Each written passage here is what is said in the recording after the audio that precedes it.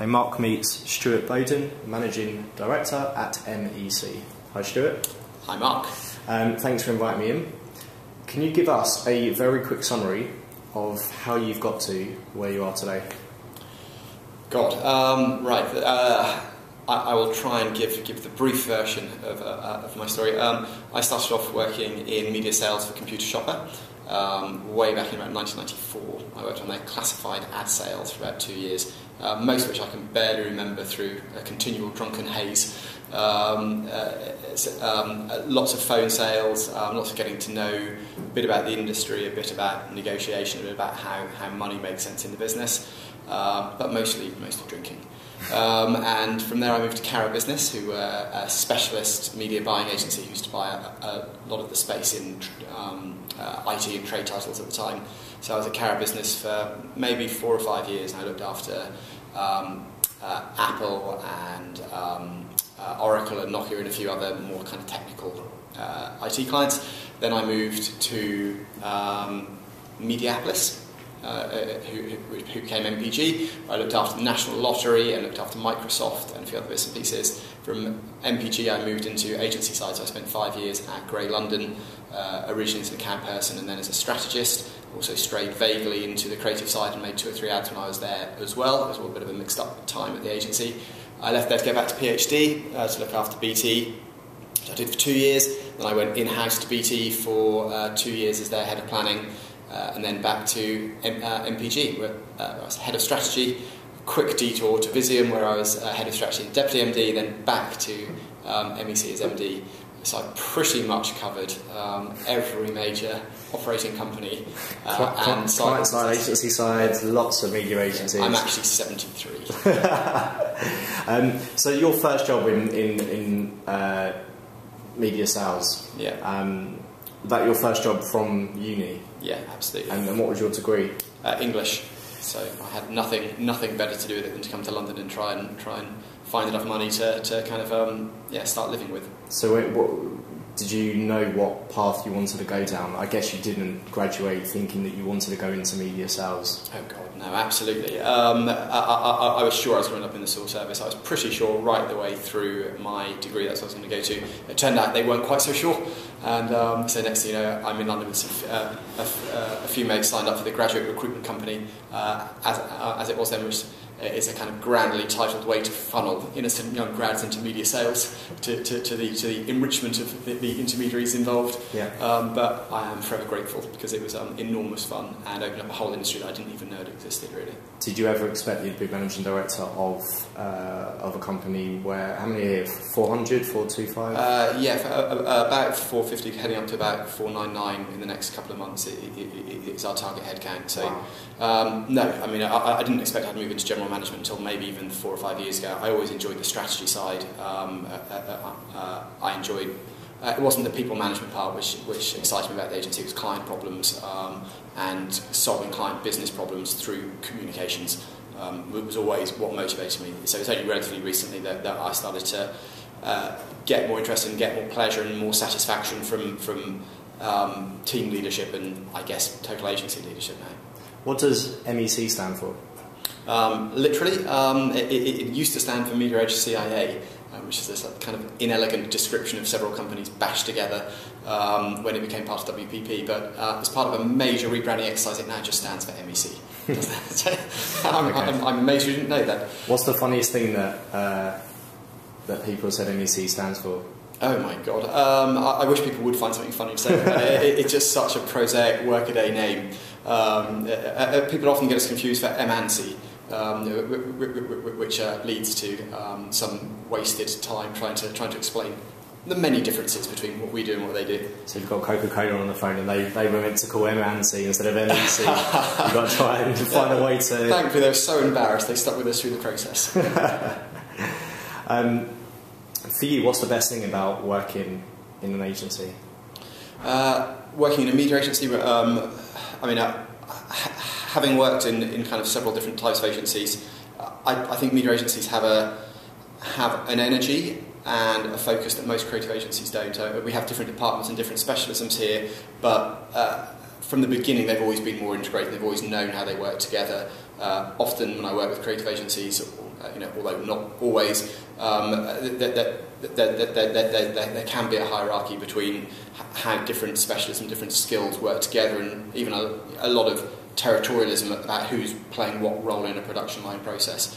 I think media agencies are just used to rolling up their sleeves more and working collaboratively right from the beginning, and I think media agencies tend to be much less ego-orientated. There's no sense that we are creating an artistic endeavour here. We're a group of really bright people trying to use the best tools and best experience that we can to help clients. And in all the media agencies that I've operated in, to be fair, there's been a sense of let's do the very best we can as quickly as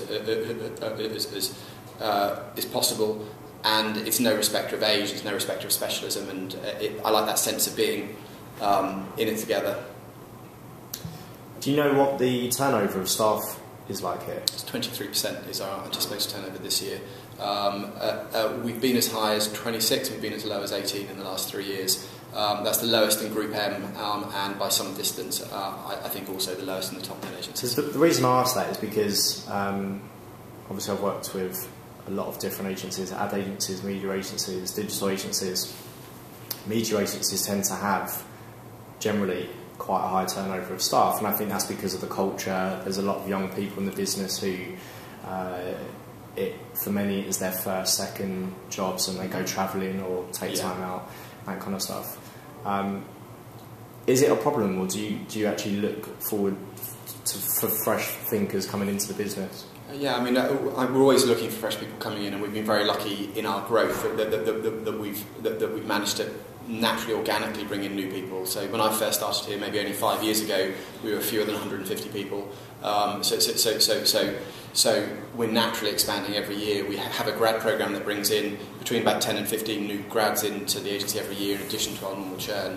And I think we accept that people are going to drop out of the business. So our overall churn, maybe a third of that is people going travelling, so literally exiting the whole business. A third is people moving inside the MEC network, so we send people pretty much all over the world after even a few years here, and a third is people moving to other agencies in London. And we accept that all of those are valid reasons. We try to make working at MEC, we talk about it being a career-defining stop for somebody in their journey. We want people to stay longer here. We've got an average stay time here of over 4 years, which is pretty good inside the industry. It usually means people have stayed, they've been promoted, that something's happened to them here.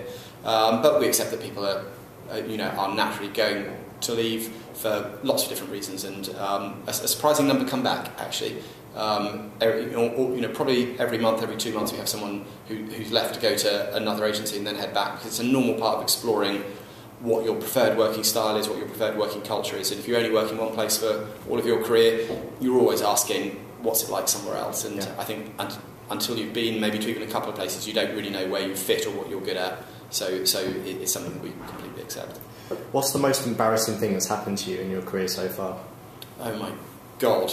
There are some things I'm clearly not going to confess on camera.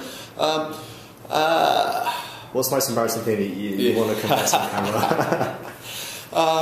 Thankfully, I've got a terrible memory, so I don't remember too many gruesome details.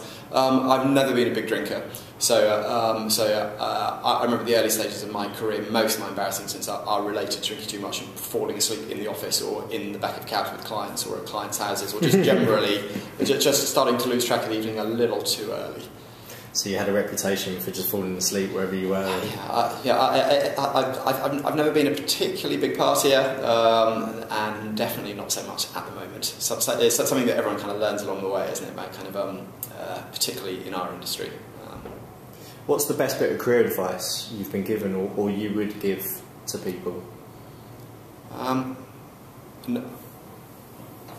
remember being told, actually not so long ago, it was really useful advice that no one will ever care as much about your career as you do. And you can have the best manager, you can be mentored thoroughly, you can work for an agency that's as supportive and has people and culture embedded in it as strongly as any organisation in the world. But if you don't know what you want to do, and if you don't know what you're good at, then no one else can make it happen, and you shouldn't expect organisations or friends or colleagues or spouses to make the decisions for you that you need to make about your career. And so if you're not prepared to work, and if you're not prepared to ask what it is that you want and not prepared to try and make it happen, then you shouldn't be surprised when it doesn't happen. What do you think are the main differences in the industry today from when you first entered it?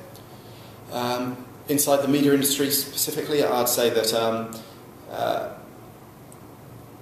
the absolute focus on the media plan that used to be at the heart of what media agencies delivered back to clients, so paid for media as the core skill, and buying and negotiation as the core skill right the way through the agency, and the thing that everyone was interested in, from the CEO through to an exec. We were focused on the plan, we were focused on value, and everyone knew how to discuss that in the same way. I think media agencies now are consultants on a very, very wide range of communications issues that come back to their clients, and the media plan is quite rightly the absolute focus for client partners here and for media planners, but there are whole parts of the agency here who now just don't touch a media plan, or who are not directly connected to the value that we affect to clients in that way. And so I think the ability for us to have a much more senior rounded conversation with very, very senior clients is markedly different than it was maybe even 4 or 5 years back, when your conversations with senior clients were brief, they were annual, they were related to media governance, they're related to value, they're related to risk management. Our conversations now are increasingly about ways that we're creating new paths to market, helping them create new product, helping them understand the mechanics of their underlying business and their audience better. And suddenly that just means that our relationships and our conversations and our value is enormously increased. What's the future of media agencies? Where do you see it taking a new direction, new turn, or continuing to go? I think it's going to be multifaceted. I mean, I think there are some unmistakable trends that are going to continue to grow much more pronounced over time, and I think our ability to become data miners on behalf of clients is starting to emerge as something which now happens more often than not. We see and touch and manipulate and optimise and understand client data more than probably any other agencies that they deal with, certainly in their marketing services roster. And our skills in that area, our ability to invest and understand and interpret that information, is far higher than probably any of the agencies which regularly sit at the top table with FTSE-sized clients. And that has a momentum and a manifest destiny to where it's going to take media agencies, because our conversations are increasingly backed up by real customer level information, abilities for us to test, to learn, and to be active in those areas, rather than having a point of view on a production line creative process that may run over many months. And so I'm sure that side of the business will become a stronger muscle for us. Will brands need an extra budget to associate to data? Because I guess in the past few years, with content and digital, I guess, which covers mobile and social media, it's been one of those things where brands have been learning as they go along. So with data, is data a cost? Is data a function that you guys or media agencies incorporate into the service, or is it something that brands are going to have to look to keep separate? I think it's like many services inside media agencies. The base level of most services that we offer sits inside the fees that we arrange with clients at the beginning, because they're things that we need to be able to do to make our job practically possible. It's the cost of us doing business, and I put inside that analytics, tools, insights, strategists, all the things which are kind of handmaidens to the core task of understanding how we deliver the client's paid, owned, earned media output. But the real value obviously comes in the bespoke tool making, the much deeper analysis and the trial and learning inside that data, the data merges that actually start to open up new angles and new opportunities for clients, and that will always be bespoke, that will always be chargeable. We're finding that often it's chargeable and proves its value almost simultaneously.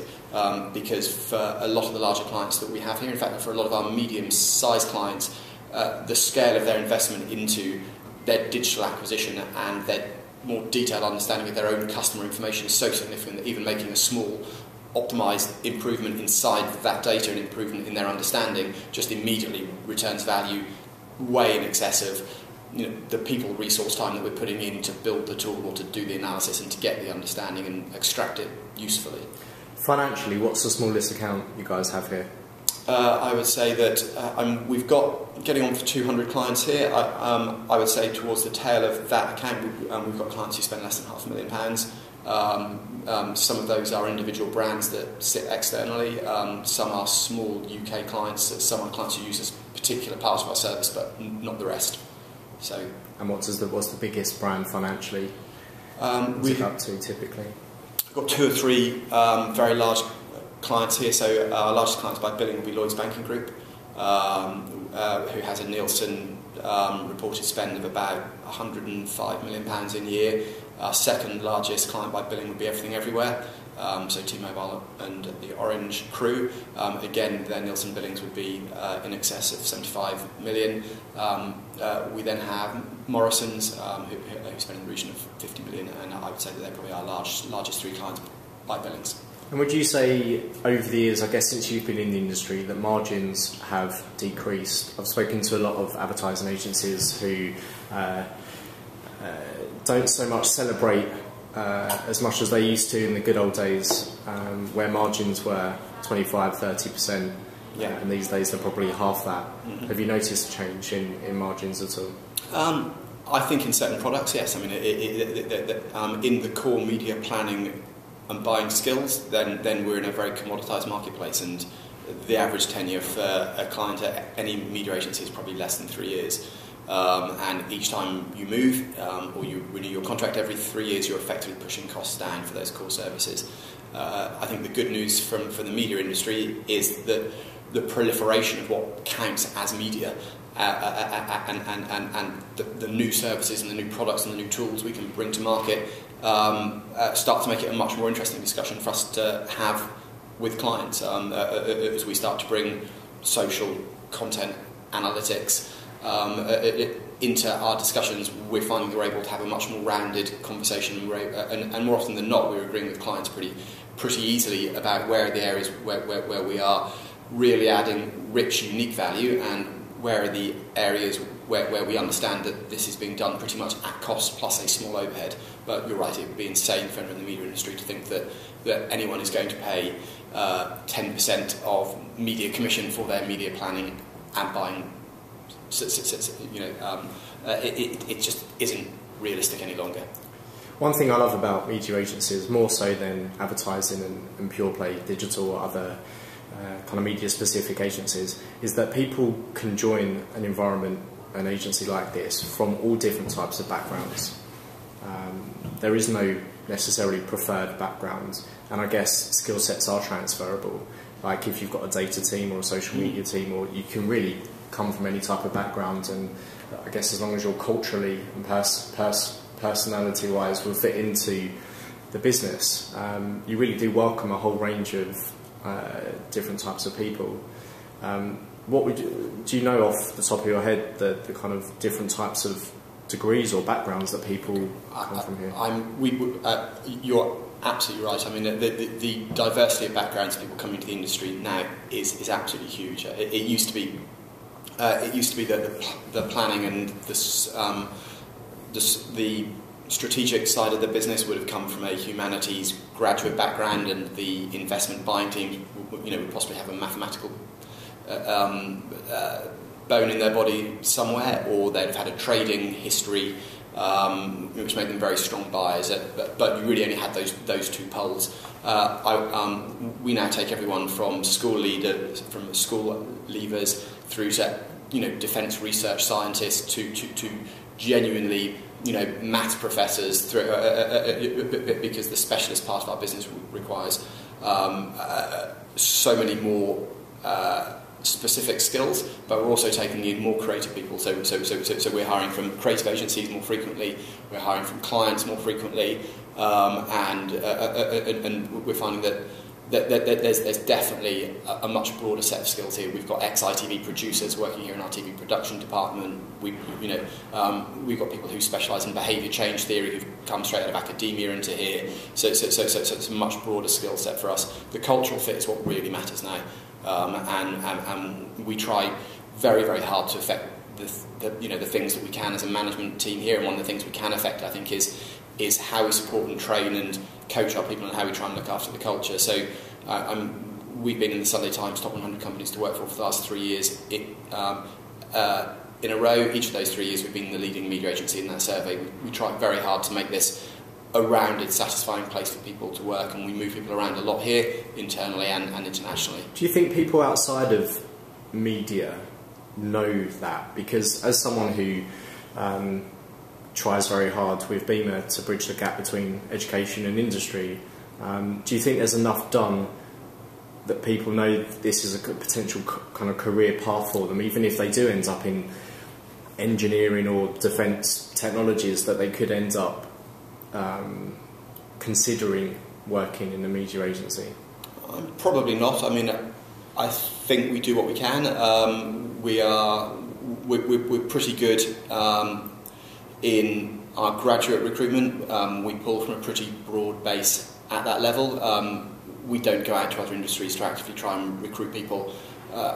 More often an engineer or a scientist or a mathematician or a statistician will, or a programmer will find their way here, because we have a natural overlap somewhere. If you're interested in,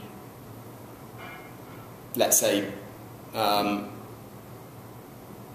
trying to think of an example now. Perhaps you're interested in UX or in how you visualise data. You'll probably find your way through to us, because sooner or later you'll be sitting next to someone from our team who at a conference, and you're going to be having a conversation and realise you have a shared interest from two very different perspectives. And if you're the right person, you feel like the right kind of cultural fit, we're going to try and smuggle you over the wall to come to our side here. And I think that we often find that people who come from those different backgrounds are the ones who inject a lot of the energy into the culture here, because it's so different to working client side, it's so different to working in an analytical organisation or in an organisation from government, that people find it quite a liberating experience to be here, and I think they provide us a lot of the energy and a lot of the different impetus to keep moving forward. Let's move on to a quick fire round. Okay. Olympic gold medal or an Oscar? Olympics. Creatives or suits? Suits. Apple or Android? Apple. Ant or Deck? Both. Spice Girls or Girls Aloud? Oh my god, neither. Facebook or Twitter? Twitter. Digital or analogue? Digital. Favourite flavour crisps? Oh, ready salted. Ready salted. Take That or Westlife? Definitely take that. Degree or no degree? Either. The brightest person you've worked with? David Fletcher. The most creative person you've worked with? Steve Hatch. And the best looking person you've worked with? You. The Only Way is Essex or Made in Chelsea? Chelsea, the whole way. Retained work or pitch work? I try and make that, I think they should be as similar as possible, but I'd say possibly pitch work. Web or mobile? Mobile. Independent agencies or networked agencies? Networked agencies. Outsourced production or on-site production? Both. Don Draper or Roger Sterling? Roger. Interesting. And lastly, twist or stick? Oh, always twist. Thank you very much.